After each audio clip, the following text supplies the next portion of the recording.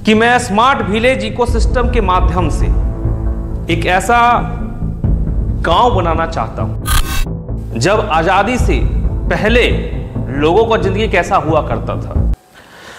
नमस्कार दोस्तों,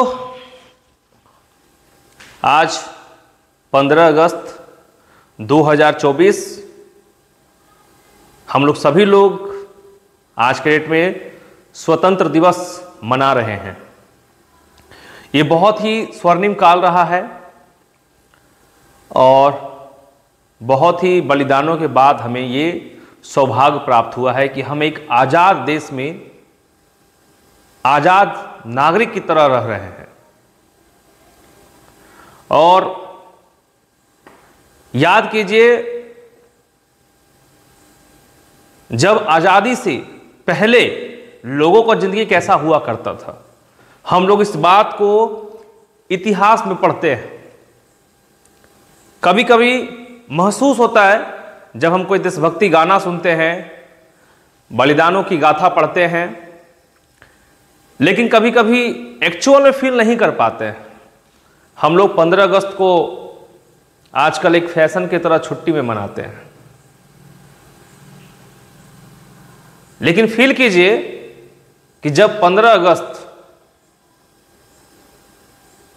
को आजादी मिला था, उस सुबह कैसा महसूस हो रहा होगा पूरा भारतवासी को, जिन्होंने अंग्रेजों से लड़कर यह आजादी को हासिल किया। न जाने कितने लोग बलिदानी हुए। तो सोचिए, आज हम लोग 15 अगस्त को एक छुट्टी की तरह मनाते हैं।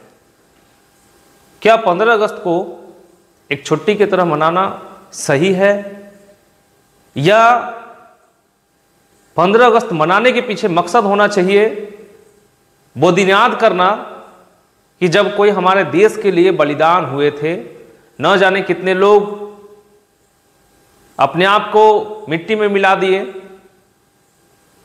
भारत माता के लिए। और हम लोग आज सुबह झंडा फहराकर दोपहर में कहीं कोई फिल्म देखने, कोई दोस्तों के साथ पार्टी करने, तो कोई कहीं घूमने निकल जाते हैं। लेकिन 15 अगस्त हमारे लिए बहुत ही महत्वपूर्ण दिवस है।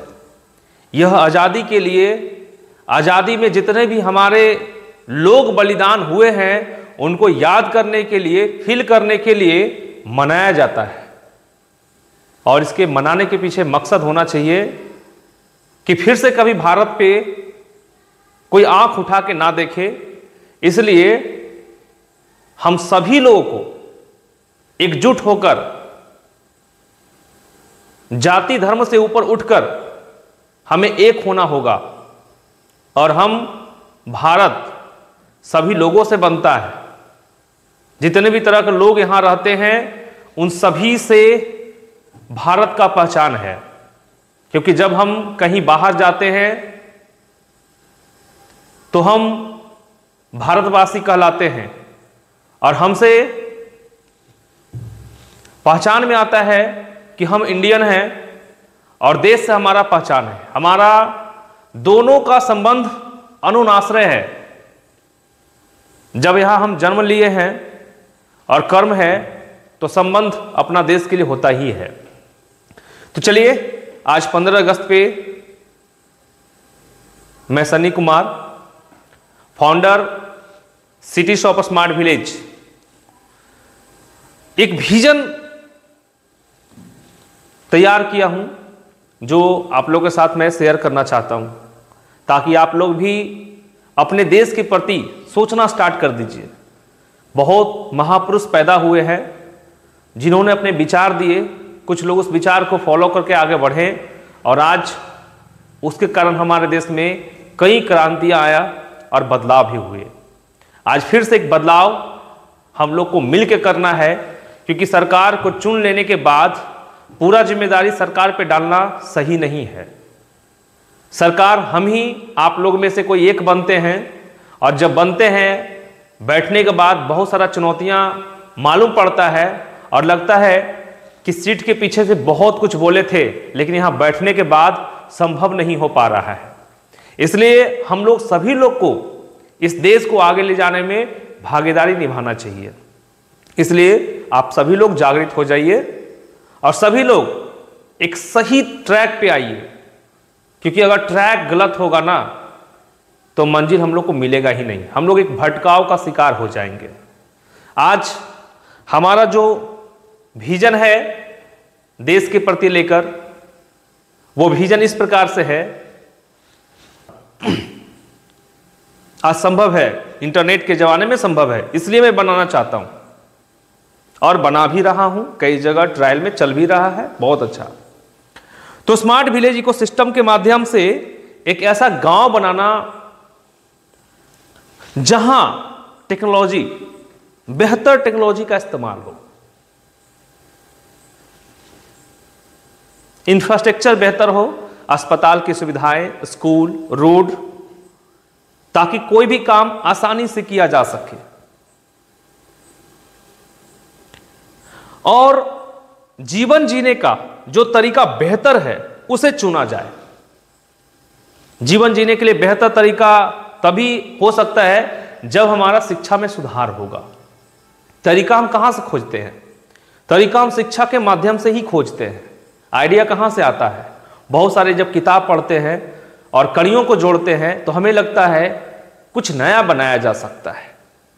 इसलिए हमें बेहतर जीवन का तरीकों का प्रयोग करना होगा और अपने जितने भी नागरिक हैं उनका जीवन शैली में बदलाव लाना होगा। सुविधाएं, प्रबंधन, सभी तरह की व्यवस्थाओं में सुधार लाना होगा। जो पहले से चल रहा है उसमें बेहतर करना होगा। स्मार्ट विलेज इकोसिस्टम में हम लोग जो प्रयोग करेंगे डिजिटल तकनीक, जितने भी तकनीक है जहां चल रहा है, और कुछ अपना आइडिया लगा के कुछ नया तो बनाए। इसलिए हमें एक बेहतर तकनीक बनाना होगा। जलवायु संरक्षण पे भी ध्यान रखना पड़ेगा, क्योंकि अगर हम लोग पर्यावरण पे ध्यान नहीं दिए और अपना रिस्पॉन्सिबिलिटी नहीं निभाएं तो बहुत ज़्यादा ग्रो करने से भी फायदा क्या होगा? जब विनाश की स्थिति में पहुंचेंगे तो हमें उनका भी ध्यान रखना पड़ेगा। आज आए दिन हम लोग को बरसात ऐसा आ जाता है कि हमें मानव जीवन को अस्त त्रस्त कर देता है। कभी कभी कोई जगह का न्यूज़ सुन के बहुत ही दुख होता है कि वहाँ पर कोई शहर बसता था, आज वो खत्म हो जाता है। इसलिए हमें जलवायु संरक्षण पे भी ध्यान रखना होगा। शिक्षा सबसे बड़ा चीज, देखिए हमारा देश का अर्थव्यवस्था का रीढ़ है शिक्षा। अगर हम शिक्षित होंगे तो अपने देश में अपनी जरूरतों को खुद ही पूरा करेंगे, लेकिन अगर हम शिक्षित नहीं होंगे तो हम खाने से लेकर, पहनने से लेकर सोने तक अधिकतर चीजों के लिए हम दूसरे देश पर निर्भर रहेंगे। और जब दूसरे देश पर निर्भर रहेंगे तो जाहिर सी बात है हमारा अर्थव्यवस्था कमजोर होगा।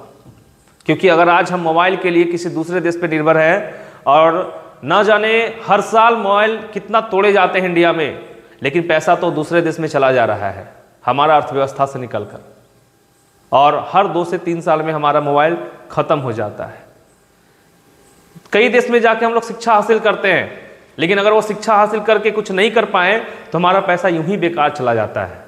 इन्वेस्टमेंट तो करते हैं, रिजल्ट नहीं मिलता है। तो मेरा कहने का मतलब है कि शिक्षा में सुधार करना बहुत ही जरूरी है।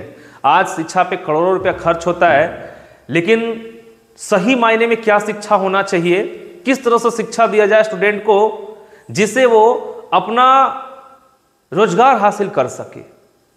शिक्षा का मतलब क्या होता है? अपना जीवन को आसान बनाना, न कि नौकरी ही करना। नौकरी तो एक बिजनेस को सपोर्ट करने का सिस्टम होता है। इसलिए आप लोग शिक्षा पे ध्यान दीजिए, क्योंकि बिना शिक्षा का हम कुछ नहीं कर सकते हैं। आज एक मोबाइल बनाने की बात हो या अपने देश की सुरक्षा के लिए बड़े बड़े लड़ाकू विमान बनाना हो, बम बनाना हो, गोली बारूद कुछ भी बनाना हो, आज हम जो दूसरे देश से परचेज करते हैं, अगर शोध और रिसर्च हम खुद करना स्टार्ट करें, शिक्षा को बढ़ावा दें, तो कुछ अपने देश में सहयोग करना स्टार्ट करेंगे। जैसे दूसरे देश अपना सहयोग करने के बाद हमें सप्लाई करते हैं हथियार को, तो इससे उनका मुनाफा होता है और उन मुनाफा को वो अपने नागरिकों को जीवन को बेहतर करते हैं, उनका जीवन आसान होता है और वहीं पर हम लोग टैक्स पेड करते हैं जो पैसा चला जाता है देश से बाहर। इसलिए शिक्षा इंपॉर्टेंस पार्ट है। उसके बाद स्वास्थ्य, क्योंकि किसी भी देश का अर्थव्यवस्था निर्भर करता है वहां के स्वस्थ नागरिक पे। अगर नागरिक स्वस्थ नहीं होगा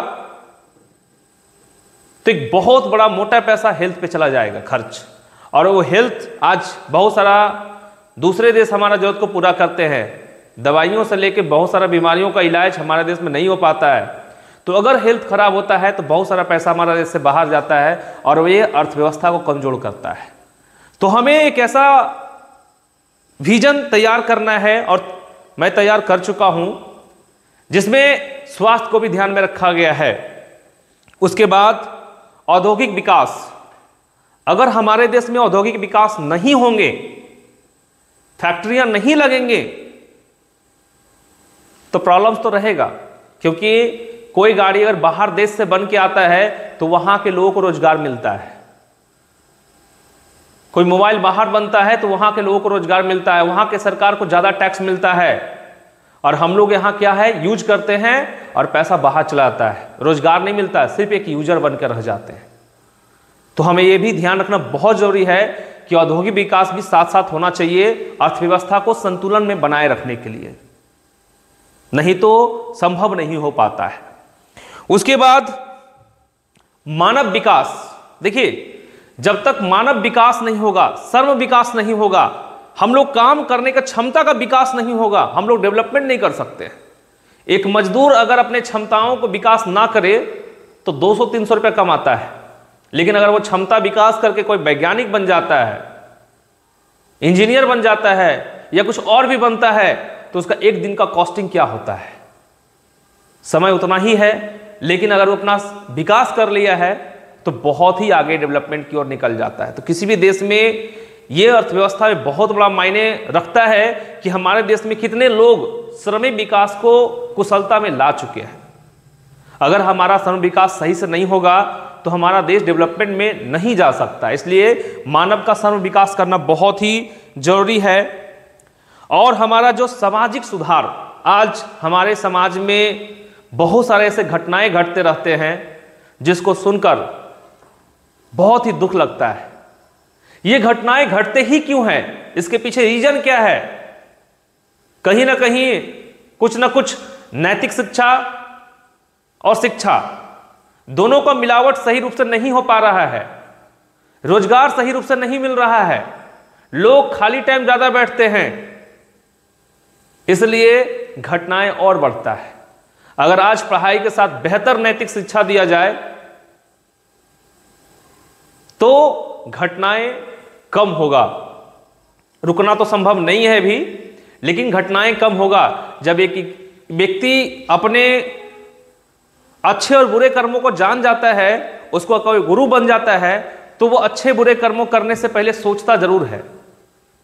इसलिए आप लोग को ध्यान रखना बहुत ही जरूरी है, इंपॉर्टेंस है। अगर हम लोग इस पे ध्यान नहीं रखेंगे तो कभी भी आगे नहीं बढ़ेंगे। सामाजिक सुधार, जैसे कि दहेज प्रथा बहुत ही बड़ा रीजन है जो आज बेटियों को पैदा करने से पहले सोचना पड़ता है। क्यों? क्योंकि हमें पता है कि अगर एक बेटी पैदा करना है तो उसे पढ़ाने में भी इन्वेस्टमेंट होगा, शादी भी कर दो और ताने भी सुनते रहो। इसलिए एक बाप जब बेटी पैदा होता है तो ना जाने कितनी चिंताओं से घिर जाता है। ये क्यों? क्योंकि हम लोग कहीं ना कहीं समाज के सुधार में सही से वर्क नहीं किए हैं।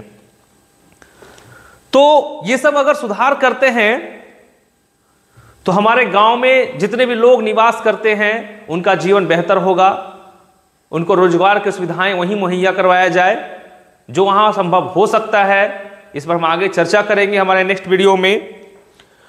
और जो भी सेवाएं और वस्तुएं हैं आज जो संभव है वो घर बैठे खरीद या बेच सकते हैं। इंटरनेट के माध्यम से, वेबसाइट के माध्यम से आज हर जगह रीचेबल हो चुका है। इसलिए आप लोग भी इसको ध्यान रखिए। समय और संसाधन को बचाना ही हमारा सबसे बड़ा कर्तव्य है, क्योंकि आने वाले पीढ़ी को हम लोग क्या देंगे। तो आज के लिए इतना ही। अब नेक्स्ट वीडियो शूट करेंगे, उसमें बताएंगे आपको कि अब कौन कौन सा फीचर्स हम लोग ला रहे हैं, अपने विजन में जोड़ रहे हैं, कैसे हम लोग अपने देश के विकास में सहयोग करेंगे। तब तक के लिए जय हिंद, जय भारत।